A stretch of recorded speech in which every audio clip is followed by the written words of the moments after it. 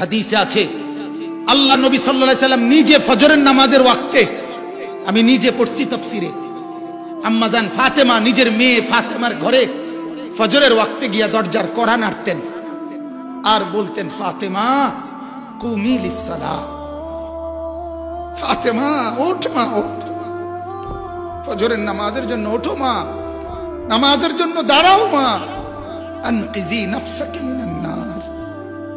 আল্লাহর নবী বলেন, ফাতেমা জাহান্নামের আগুন থেকে নিজেকে বাঁচা মা, ফাইন্নী লা উগনি আনকে মিনাল্লাহি শাইআ। নবী বলছে, মিয়া ফাতেমা, হাসরের ময়দানে আমি মুহাম্মদের মেয়ে, এই কথা পরিচয় দিয়া আমি তোর কোনো উপকার করতে পারবো না মা। সেজদা দেখাইতে হবে, সেজদা গোলামি দেখাইতে হবে মা, তোর বন্দিগি দেখাইতে হবে মা, তোর পর্দা দেখাইতে হবে। মুহাম্মদের মেয়ে বললে হবে না। আরে দোস্ত, তোমাদের কার ঘরে ফাতেমার চাইতে দামি মেয়ে আছে? হাত তোলেন। হ্যাঁ, আপনাদের কার ঘরে আছে ফাতেমার চাইতে দামি মেয়ে আছে? ফাতেমা কে? যার বাবার নাম মুহাম্মাদুর রাসূলুল্লাহ সাল্লাল্লাহু আলাইহি ওয়াসাল্লাম, যার মার নাম খাদিজাতুল কুবরা, যার স্বামীর নাম আলী, যার দুই সন্তানের নাম হাসান হুসাইন, যার দুলাভাইয়ের নাম উসমান, যার দুই নানার নাম আবু বকর ওমর। এত এত মর্যাদা যার, নবী তাকে বলে মা সেজদা করো। এগুলা দিয়ে লাভ হইতো না। কার মেয়ে, কার বউ, কার মা, এগুলো দিয়ে হবে না। সেজদা লাগবে, সেজদা। আপনারা জানেন না, ফাতেমা আয়েশা বলছে, আব্বা আমার আঙ্গুলগুলো কড়া পড়ে গেছে, আব্বা এরকম গোড়ায় গোড়ায় আঙ্গুলের কড়া পড়ে গেছে, জাতা পিষতে পিষতে। জাতা বোঝেন না, আগে যে দুই পাথরওয়ালা এটা ঘুরাইতে ঘুরাইতে যে কি বাইরিত, আটা বাইরিত। আমি ছোট্টবেলায় দেখছি একবার, তো বাবা আমার আঙ্গুলে কড়া পড়ে গেছে, আর কূপের থেকে পানি তুলতে তুলতে কাঁধের মধ্যে আব্বা দেখেন দাগ পড়ে গেছে, একটা দাসী দেন, আপনার হাসান হুসাইনের জন্য একটু সহযোগিতা হবে। যুদ্ধের দাসী সবাইরই তো দিতেছেন, আব্বা আমারও একটা দেন না। ফাতেমা চাইছে, ফাতেমা কাঁদলে নবী অস্থির হয়ে যাইত। নবী বলছে, আমার ফাতেমা আমার শরীরের অংশ। দুনিয়ার থেকে বিদায়ের দিনও নবী বলে গেছে, ফাতেমা কাঁদিস না, আমি যাচ্ছি, কিন্তু সবার আগে তোকে ডাইকা নেব। এই জন্য রসুলের ইন্তেকালের পরে 6 মাসের মাথায় সর্বপ্রথম নবীর পরিবারের মধ্যে ফাতেমারই ইন্তেকাল হয়েছে। সেই ফাতেমা চাইছে একটা দাসী, আছেও, দাসী অলরেডি আছে যুদ্ধের। আল্লাহর নবী বলছে, ফাতেমা এর চাইতে উত্তমটা তোরে দেই মা। বলছে, দেন আব্বা। বলছে, প্রতিদিন রাতে ঘুমের সময় 33 বার সুবহানাল্লাহ, 33 বার আলহামদুলিল্লাহ, 34 বার আল্লাহু আকবার, এই তাসবিহ পড়ে ঘুমাইবি মা, এটা তোর দাসীবাদীর চাইতে উত্তম। হযরতে আলী ফাতেমার স্বামী, ফাতেমা রাদিয়াল্লাহু তাআলা ঘরে আসবার পরে আলী জিজ্ঞাসা করছে, ফাতেমা তোমার আব্বা দাসী দিয়েছে? ফাতেমা বলছে, আব্বা জান তার চাইতে উত্তম জিনিস আমারে দিয়েছে। আলী বলে, ফাতেমা কি বলো না? বলছে, আব্বা বলছে রাত্রে ঘুমের সময় 33 33 34 সুবহানাল্লাহ আলহামদুলিল্লাহ আল্লাহু আকবার তাসবিহ পড়তাম। আব্বা বলছে এটা দাসী বান্দির চাইতে উত্তম। হযরতে আলী বলে, আমরা কিতাবে নিজে পড়ছি। আলী বলে, ফাতেমার মুখ থেকে সেদিন ওই কথা শোনার পর আমার আর কোনোদিন রাত্রে এই তাসবিহ আর ছোটে নাই। আলী বলতেছে সামনে। আরে এই কথা কিতাবে আছে, সিফফিনের যুদ্ধ। হযরত আলী তার জীবনের সবচেয়ে বড় যুদ্ধ করছিল, যেটার নাম হলো সিফফিনের যুদ্ধ। 6 দিন এক টানা রাতে দিনে যুদ্ধ হয়েছিল হযরত মুআবিয়া রাদিয়াল্লাহু তাআলার সাথে। 6 দিন যুদ্ধ হয়েছে এক টানা, রাতেও দিনেও। 70,000 মুসলমান ওই যুদ্ধে শুধু শাহাদাত বরণ করছে, অংশগ্রহণ করছে না। শাহাদাত বরণ করছে কয় হাজার। এখন যুদ্ধটা কেমন হয়েছে আপনি বুঝছেননি কথাটা? ওই যুদ্ধে আমি নিজে আরবি কিতাবে আল আযকার, ইমাম নববীর কিতাব, ওইখানে আছে, আলীকে জিজ্ঞেস করছে, আলী এই যুদ্ধের রাতে এত টেনশনের ভিতরে আপনি এই তাসবিহ পড়ছিলেন নি? আল্লাহর কসম করে আলী বলছে, আল্লাহর কসম ওই 6 রাতেও আমার এই তসবিহ ছুটে নাই।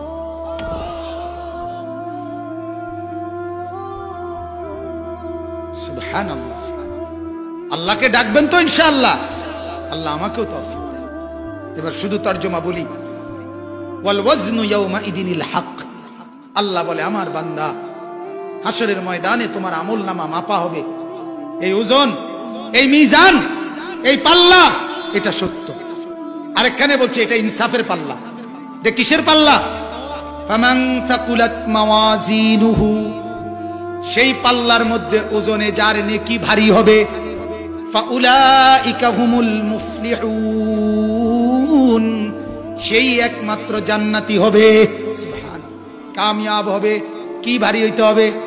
নেকি। নেকি কি ভারী হইতে হবে? ওয়ামান খাফফাত মাওয়াজিনুহু, আল্লাহ বলেন সেই মিজানের পাল্লায় যার নেকি হালকা হবে, গুনার পাল্লা ভারী হবে, ফাউলাইকাল্লাযীনা খাসিরু আনফুসাহুম, সে তো ওই ব্যক্তি যে তার নিজের বরবাদ নিজেই করে ফেললো। বিমা কানু বিআয়াতিনা ইয়াজলিমুন, আল্লাহ বলেন কেন নিজের বরবাদ করলো? কারণ সে আমি আল্লাহ রাব্বুল আলামিনের কোরআনের আয়াতগুলোর ব্যাপারে জুলুম করলো। আমি বলছি এদিকে, সে গেছে ওইদিকে। আমি বলছি অটো বড় না আল্লাহ বড়, সে বলছে না অটো বড়। আমি বলছি আল্লাহু আকবার, মসজিদের মিনারা থেকে বলছি বান্দা আমি বড়। চা দোকানদার বলে না আল্লাহ আপনি বড় না, আমার চায়ের কেটলি বড়। ঠিক কিনা বলেন? বলছিলা না তুমি এটা? তুমি তো এটাই বলছিলা, অটো বড়। আল্লাহ বলে আল্লাহ বড়, তে বলে অটো বড়, তে বলে সিনজি বড়। ঠিক কিনা বলেন? কেন গোলামি করলা না? নয়তো নামাজ কেন পড়লা না? সেজদা কেন করলা না? তুমি মূলত আল্লাহকে বড় ভাবো নাই, বড় ভেবেছো তোমার এই কর্মটাকে। ঠিক কিনা বলেন? এজন্য আল্লাহ বলেন আমার আয়াতের উপরে জুলুম করেছে, আমার বিধানের উপরে জুলুম করেছে, নিজের ক্ষতি নিজেই করেছে। এর ফলে আমি আল্লাহ তার আমলনামার মধ্যে গুনার পাল্লা ভারী, নেকির পাল্লা আপনার খাটো কম হয়ে গেছে। সে বরবাদ। সে কি বলেন? বরবাদ মানে জাহান্নাম। বরবাদ মানে কি? শেষ কথা আল্লাহ বলেন ওয়ালাকাদ মাক্কান্নাকুম ফিল আরদ ওয়াজআলনা লাকুম ফিহা মাআইশ। আল্লাহ বলে বান্দা শুনো, তোমার একটা কথা মনে করাই দেই। আল্লাহ বলতেছে বান্দা তোমার ঘরে একটা কথা মনে করাই দেই, এই যে জমিনে না তুমি যে থাকো চলো, আল্লাহ বলেন আমি কসম করে বলি এটা আমি তোমাদের জন্য ব্যবস্থা করছি। বলেন এই পায়ের নিচে আর মাথার উপরে, আর আমার মাথার চুল থেকে পায়ের নখ, ভেতরে যা বাহিরে যা, চতুর্দিকে যা, আমাদের কোনটা আর আল্লাহর দেওয়া কোনটা? কথা বলেন না মিয়া? এই দোস্ত জওয়ানরা বলো না। হ্যাঁ, এই চোখ কার?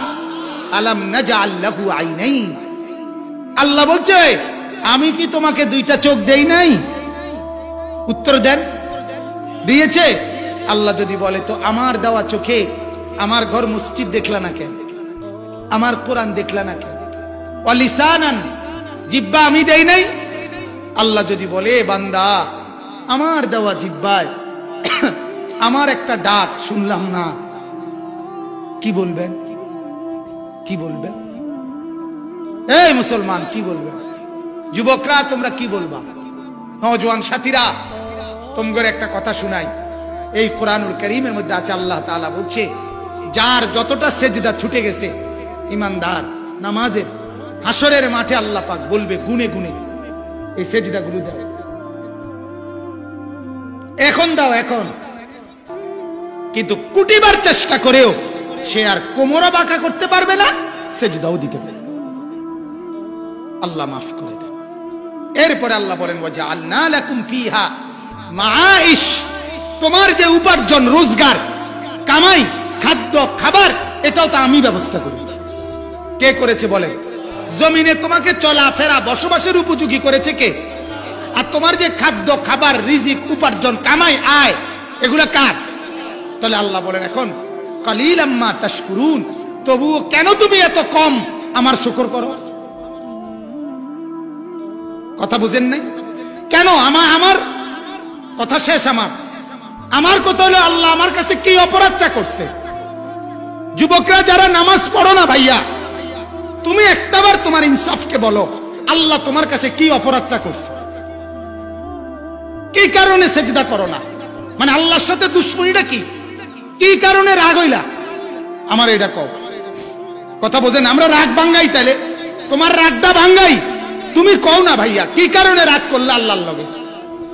আল্লাহ তোমার কোনান দিয়ে কোন ক্ষতিটা করছে? অতএব আমার বাপ, আপনাদের কাছে এটাই অনুরোধ, আমাদের সবকিছু ওজন হবে, হিসাব হবে কিনা বলেন? অতএব প্রত্যেকে ইনশাআল্লাহ আজকের থেকে শপথ নেন, 5 ওয়াক্ত নামাজ পড়বো ইনশাআল্লাহ। বলেন ইনশাআল্লাহ। নওজওয়ানরা বলেন ইনশাআল্লাহ। আমরা কোরআনকে মহব্বত করব, বলেন ইনশাআল্লাহ। মহল্লার যত মানুষ আছেন সবার কাছে আমি মাদ্রাসা আমানতের মতো বললাম, আপনারা মাদ্রাসাকে ভালোবাসবেন। এই তালিমুল কোরআন ইব্রাহিমিয়া মাদ্রাসায় কোরআন পড়ানো হয়, হাদিস পড়ানো হয়।